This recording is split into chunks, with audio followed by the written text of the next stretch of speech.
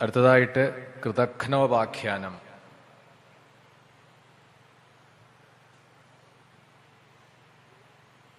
ഇപ്പൊ ദുഷ്കർമ്മങ്ങളെ ചെയ്യുന്നവർ, ക്രൂരകർമ്മങ്ങൾ ചെയ്യുന്നവർ, ഷഠനായിട്ടുള്ളവർ,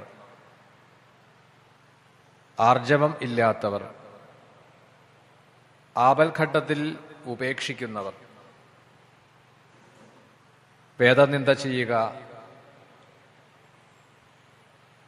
സമയനിഷ്ഠ പാലിക്കാത്തവർ, പ്രജ്ഞയില്ലാത്തവർ, പാപബുദ്ധിയോടുകൂടിയിട്ട് പെരുമാറുന്നവർ, മിത്രദ്രോഹി, എപ്പോഴും മറ്റുള്ളവരുടെ ധനത്തെ ആഗ്രഹിക്കുന്നവർ, എപ്പോഴും ദേഷ്യത്തോടുകൂടി വളരെ പെട്ടെന്ന് ദേഷ്യപ്പെടുന്നതായ പ്രകൃതം, അല്പരസം എന്നാണ്, ചെറിയ കാര്യങ്ങൾക്ക് പോലും പെട്ടെന്ന് അനിഷ്ടം പ്രകടിപ്പിക്കുക, അല്പരസം ആയിട്ടുള്ളവർ, നന്മ ചെയ്യുന്നവരെ പോലും ഉപേക്ഷിക്കുന്നവർ, ഇത്തരത്തിൽ ഉള്ള അനേകം ദുസ്വഭാവങ്ങളെ ഉള്ളവർ എന്നാണ്. മിത്രത്തെ മാത്രം സേവിക്കുന്നവർ, കാര്യസാധ്യത്തിന് വേണ്ടി മാത്രമായിട്ട്, അതായത് നമുക്കൊരാവശ്യമുണ്ട്, അത് നിറവേറ്റാൻ വേണ്ടി നല്ല വാക്കുകൾ പറഞ്ഞും കൂടെ നിന്നും കാര്യം സാധിച്ചു കഴിഞ്ഞാൽ പിന്നെ ആ വഴിക്ക് വരില്ല, അങ്ങനെയുള്ളവരുണ്ട്. മിത്രത്തിന്റെ വേഷത്തിൽ ഒപ്പം നിൽക്കുന്നതായ ശത്രു,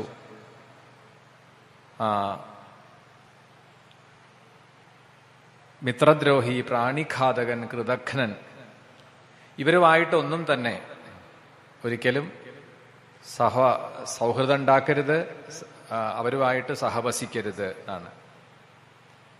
അതാണിവിടെ ദസ്യു സഹവാസത്തിന് ഉള്ള ദോഷങ്ങളെ കാണിക്കാൻ വേണ്ടിയിട്ട് പറഞ്ഞത്.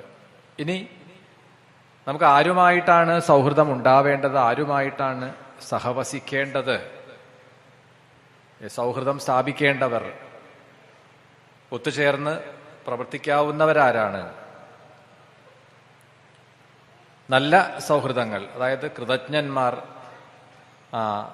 ലോഭം ഇല്ലാത്തവർ, അലോഭികളായിട്ടുള്ളവർ, സത്യസന്ധന്മാർ, എപ്പോഴും പ്രയത്നശീലരായിട്ടുള്ളവർ, അവരുമായിട്ട് സൗഹൃദം സ്ഥാപിക്കാം. വിശ്വസിക്കാൻ പറ്റുന്നവർ എന്നാണ്. നമുക്കൊരു കാര്യം വിശ്വസിച്ച് അവരോട് പറയാം, ഒരു സംഗതി വിശ്വസിച്ച് ഏൽപ്പിക്കാം. സൗഹൃദ ബുദ്ധിയുള്ളവരാണ്, പറഞ്ഞ കാര്യം അതിനെ അങ്ങനെ തന്നെ പാലിക്കുന്നവരാണ്, നമ്മൾ ഏൽപ്പിച്ച കാര്യത്തെ ഭംഗിയായി നിർവഹിക്കാൻ പ്രാപ്തി ഉള്ളവരാണ്. ഇതൊക്കെ ആണ് സൗഹൃദം സ്ഥാപിക്കാൻ വേണ്ടതായ യോഗ്യത. അങ്ങനെയുള്ളവരുമായിട്ട് സൗഹൃദം സ്ഥാപിക്കാം.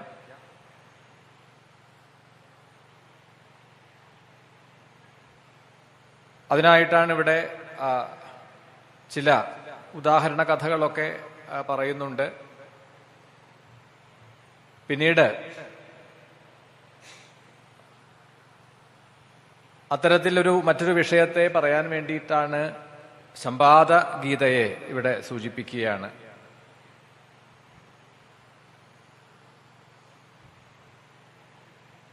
ഒരിക്കൽ ഒരു അച്ഛനും മകനും തമ്മിൽ നിന്നാണ്, മകനും അച്ഛനും തമ്മിലുള്ള സംഭാഷണമാണ് ഇവിടെ ഉദാഹരിക്കുന്നത്. സ്വാധ്യായ നിഷ്ഠനായിട്ടുള്ള ഒരുവനെ ഒരു പുത്രൻ, ആ പുത്രന്റെ പേര് മേധാവി എന്നാണ്. സാധാരണ ഈ നാമകരണമൊക്കെ ചെയ്യുമ്പോൾ ആ വാക്കിനൊരർത്ഥം ഉണ്ടാവും.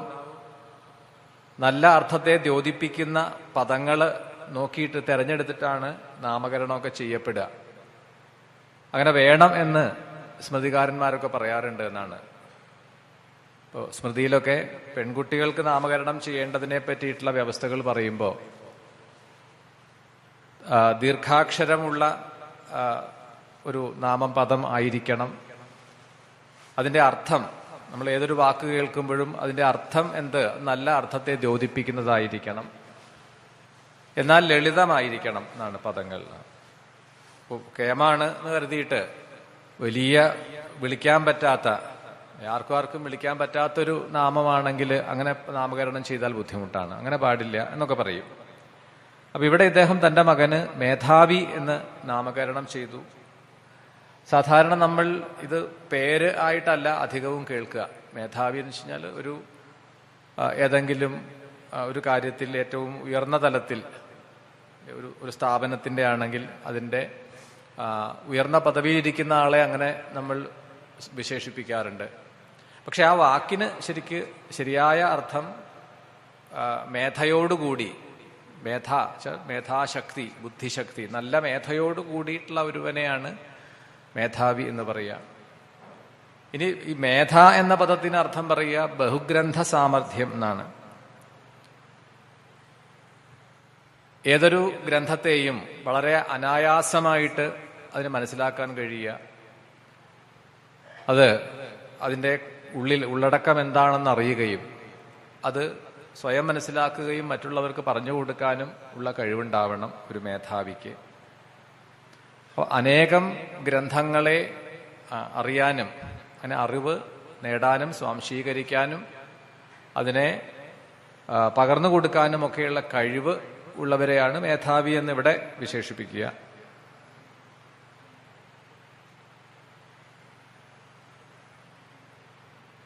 അപ്പൊ ഇവർ തമ്മിലാണ്, ഈ പുത്രനും അച്ഛനും തമ്മിലുള്ള സംഭാഷണത്തെ പറഞ്ഞുകൊണ്ടാണ്. അപ്പൊ ഇവിടെ മകൻ ചോദിക്കുകയാണ്, തന്റെ അച്ഛനോട് ചോദിക്കുകയാണ്, മനുഷ്യ ജന്മം, മനുഷ്യ ജീവിതം എന്ന് പറഞ്ഞാൽ വളരെ ചെറിയൊരു കാലയളവ് മാത്രമാണ് മനുഷ്യർക്ക് പ്രവർത്തിക്കാനായിട്ട് സമയം കിട്ടുന്നത് എന്നാണ്.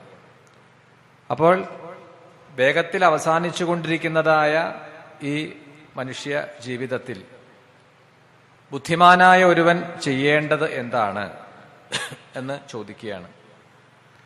അങ്ങ് എന്താണോ എന്നോട് നിർദ്ദേശിക്കുന്നത് ആ ഉപദേശം അനുസരിച്ച് ഞാൻ പ്രവർത്തിക്കാൻ തയ്യാറാണ്, ധർമ്മത്തെ അനുഷ്ഠിക്കാം.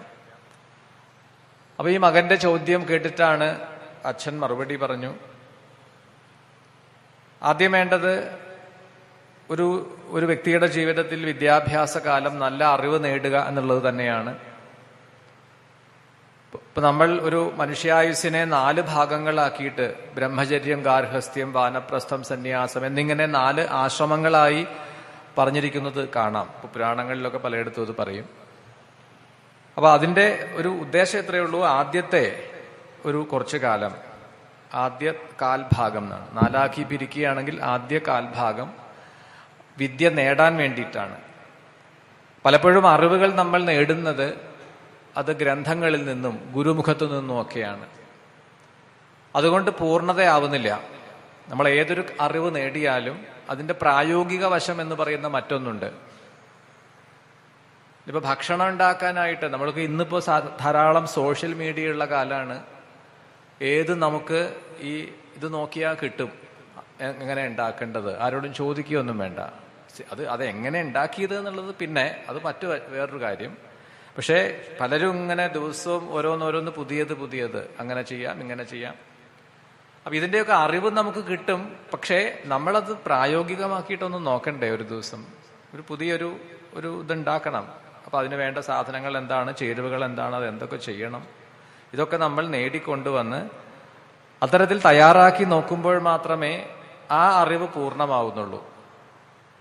നേരെ മറിച്ച് നമ്മൾ അതിൻ്റെ പ്രായോഗികമായ അല്ലെങ്കിൽ അതിൻ്റെ ഗ്രന്ഥത്തിൽ പറയുന്ന ചില വിഷയങ്ങൾ, ഇപ്പൊ നീന്താൻ പഠിക്കുക, പുസ്തകത്തിൽ നോക്കിയിട്ടോ അല്ലെങ്കിൽ ഓൺലൈൻ ക്ലാസ്സിൽ ചേർന്നിട്ട് നീന്താൻ പഠിക്കുക, എങ്ങനെ നീന്തണം എന്നുള്ളതിനെ കുറിച്ച് 1 മാസം ഒരു ട്യൂട്ടർ, ഒരാള് നമുക്ക് ട്രെയിനിങ് തന്നു. അതായത് അയാൾ ഉപദേശിച്ചു എന്നാണ്, വെള്ളത്തിൽ ഇറങ്ങിയിട്ട് എന്ത് ചെയ്യണം, അതുകൊണ്ട് നീന്താൻ പഠിക്കുമോ?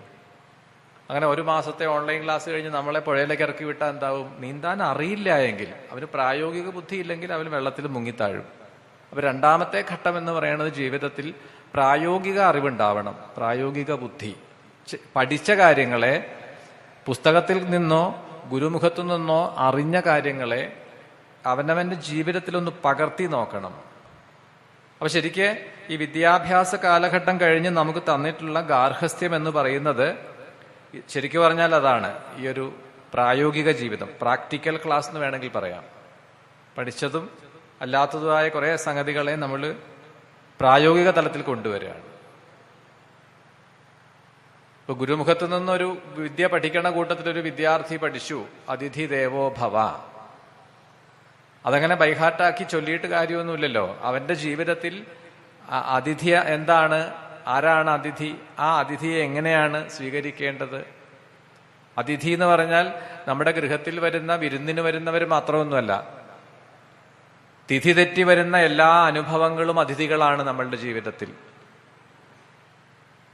അപ്രതീക്ഷിതമായി നമ്മളിലേക്ക് വന്നു ചേരുന്ന എന്തെല്ലാം അനുഭവങ്ങൾ വരും, നല്ലതും ചീത്തയുമായിട്ട്, അതൊക്കെ ഒരു തരത്തിൽ പറഞ്ഞാൽ അതിഥികളാണ്.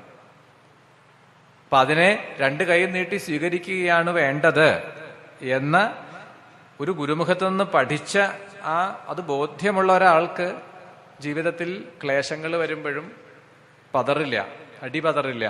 രണ്ടും സ്വീകരിക്കാം. സുഖത്തെയും സ്വീകരിക്കാം, ദുഃഖത്തെയും സ്വീകരിക്കാം.